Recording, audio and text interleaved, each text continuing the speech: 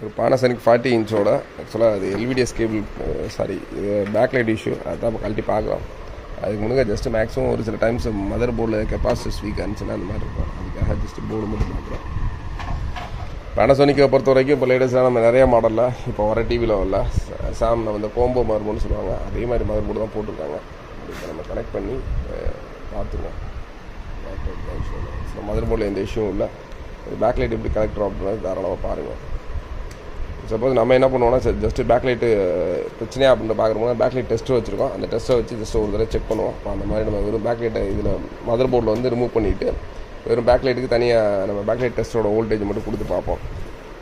Suppose அதிலே தெரிஞ்சிடும் பேக்லைட்டு எந்த லைட் ஃபியூஸ் இருக்கா இல்லையான்றது. வோல்டேஜ் மட்டும் செக் பண்ணுறோம், வோல்டேஜ் வருதா அப்படின்றதுக்காக.